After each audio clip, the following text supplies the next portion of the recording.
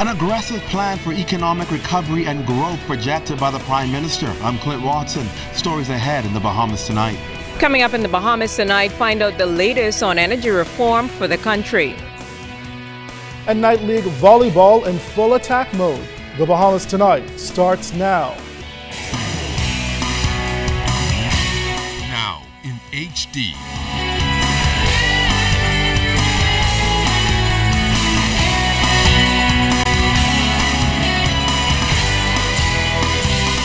ZNS Network presents The Bahamas Tonight. This portion of the news brought to you by BTC Everyday. The Bahamas poised for unprecedented economic growth over the next few years. Good evening, everyone. I'm Keishla Adderley. And I'm Andrew Knowles. And it will start with an aggressive recovery plan slated for 2014. The country's finance minister, Prime Minister Perry Christie, today outlined how the government expects to achieve fiscal prudence while stimulating the economy to produce thousands of new jobs. Tonight, Clint Watson recaps the Prime Minister's plan of economic stimulation. When you leave here, tell them Christie say thousands. And tell them, judge me by it. Judge me by it. As the economy in the United States turn and the economy in Europe turn, it's going to happen here in the Bahamas. According to Prime Minister Perry Christie, the anticipated economic growth and expansion of the Bahamian economy predicted to take place in 2014 is expected to not only be felt in New Providence but across the archipelago of islands. Prime Minister Perry Christie detailing a list of investments, expansions and redevelopment projects that's expected to pump millions of dollars into the economy and provide employment for many. But the people who are investing in the Bahamas have a new sense of belief that things are happening. That is what is necessary to sponsor confidence in a destination. When people from the outside see the amount of money being spent by people on the inside, people who are in this country, then they will be motivated to see the Bahamas again as a safe and secure source of investment for their money. To further sustain the new projects that will come on stream, government will relaunch an aggressive marketing campaign, seek to increase airlift, expand Bahamas Air's international capabilities, and provide training programs and resources for Bahamians. Prime Minister Christie notes that the government will implement several other major initiatives to buttress and grow the Bahamian economy, including reforming the cost of electricity, the opening of the Bahamas Agriculture and Marine Science Institute in North Andros, modernizing casino legislation, and solidifying agreement with cable and wireless with respect to additional shares in BTC, and further liberalize and introduce the competition into the telecommunications sector. The thrust we are making is to create a Bahamas where there are little economies flourishing and expanding throughout the Bahamas, where ultimately these persons who are born in these islands will have a home to go back to find sustainable employment, to be able to live, and ultimately to be able to take the pressure of New Providence, where there's an urban pull, people coming looking for a job, and a rural push, people who have to leave to find a job. And so we are therefore working in all cylinders to try to ensure that we have orderly growth going on, and we are working hard at it, and we're having now significant success. Then there's also major public sector construction that will take place. As an effort to maximize economic growth, a National Economic Council will be appointed. To keep the economy under constant review, and to advise the government on ways to grow and sustain the economy, and to provide greater economic opportunities for Bahamians.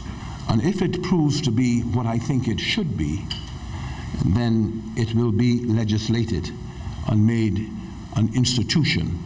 The Prime Minister also outlined in great detail that fiscal reform, new streams of revenue, and also the fight against crime are critical links in ensuring that the country rebounds and rebounds robustly as anticipated in government. Clint Watson, ZNS Network News. Minister of Environment and Housing, Kenred Dorset, says this year the government will focus on reducing high energy costs across the country. And as Jimenita Swain tells us tonight, the minister also wants to push for the use of renewable energy technologies on a larger scale. Reducing energy costs in the country is something Environment Minister Kenred Dorset is keen on doing this year, and by 2030, renewable energy will be the order of the day, increasing generating capacity by 30%. Now, the minister says legislative and policy changes are underway so that residents can feed energy back to the grid. We begin our residential energy self-generation program this year, which means that as we've indicated, 10% of generating capacity will be utilized for the RESG program, which will enable Bahamians throughout the length and breadth of our islands to be able to install photovoltaic systems on their roofs, which will be tied to the grid. Additionally, Minister Dorsett said at least one of the upcoming housing subdivisions at Carmichael will be energy efficient, but he said the cost to residents is something that will be taken into consideration. It is our intention to make that a green subdivision, therefore solar water heaters, photovoltaic systems being installed in those homes. We're trying not to. And that's why we're looking at different construction systems, so that we're still going to be able to offer the home at the traditional prices that we've offered in the past, but look for cost savings elsewhere in the construction process.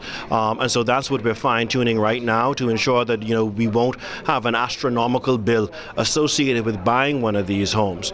Minister Dorsett said while the technology has advanced and prices have come down, it's still a technology that can only be afforded by those who can do so. Dorsett said the desire is to make the products and devices available to the have-nots, and it can be done in this way. So I'm challenging the private sector to come up with the initiatives to provide the funding to ensure that our people are going to be able to get a loan to secure the technology, because in my opinion, if they save on their electricity bill, there is more money that they're going to have in their pockets to service their mortgages. Minister Dorsett says 2014 will be a great year for advancing renewable energy in a meaningful way in the country. Jimenita Swain, ZNS Network News. Police have closed their investigation into a 4-month-old murder. Fern Carey was in court today when a 21-year-old resident of King Street was charged with the murder of Javin McKenzie. 21-year-old Kevin Roll arrived at the South Street Magistrate Court complex escorted by police. The King Street resident is accused of killing Javin McKenzie last year, August.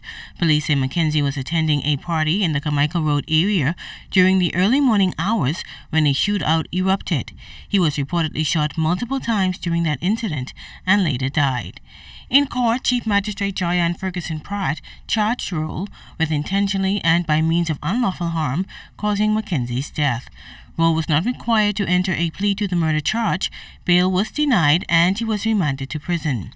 Police prosecutor Inspector Clifford Daxon also indicated that the case will be forwarded to the Attorney General's office, where a voluntary bill of indictment is expected to be filed in relation to the matter. That means a preliminary hearing will not take place and the case will go directly to Supreme Court for trial. The case has been adjourned to March 26. Roll is not represented by legal counsel at this time. Fern Carey, ZNS Network News.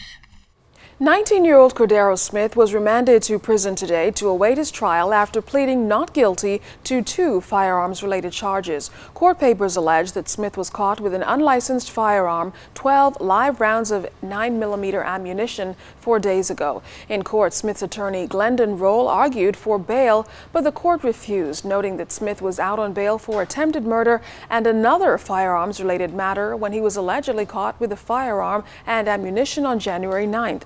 The magistrate then remanded him to prison and adjourned the case to February 17th.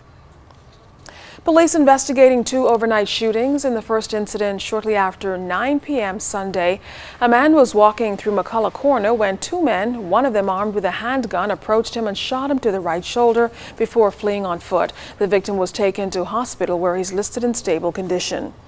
In the second incident, shortly after 5 o'clock this morning, a man was walking on Padolio Street when a man armed with a handgun approached him and shot him to the leg and hand before fleeing on foot.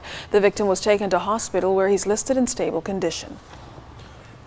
Prime Minister Perry Christie is maintaining that more criminal courts in operation will help to implement swift justice, therefore reducing the number of people out on bail. The Prime Minister was responding to remarks made last week during the opening of the legal year when the Chief Justice warned government about placing the blame on the justice system for the number of people out on bail. And this is where I may have some slight deviation with the Chief Justice. The Chief Justice knows that I'm a Democrat. He knows there's not a dictator bone or dictatorial bone in my body. But he also knows that I'm not going to compromise on representing the Bahamian people. And he knows that I have my own interpretation of why we have to stop people from getting easy bail. And he knows that interpretation had led me to the conclusion that I need 10 courts operating, 10 criminal courts operating at the same time. And that I told the Attorney General, even if I have to amend the rules of jury selection, or if we don't have to amend the rules to bring jurors from the islands, we are not going to compromise. We are not going to have these people who are charged with murder being put on bail because of the failure of the state to be able to try them in what the courts deem to be a reasonable period of time. You could take that to the bank. I'm not going to compromise on that. That's what it's going to be.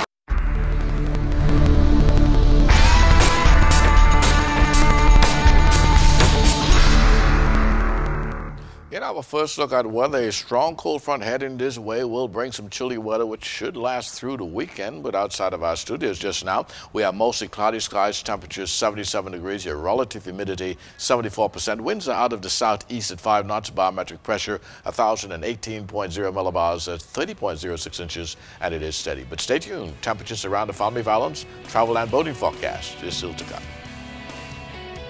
Well, still to come tonight, tourism on the upswing, and the minister has plans to take the country to the top. And then in sports, highlights from Night League Volleyball. You're watching The Bahamas Tonight.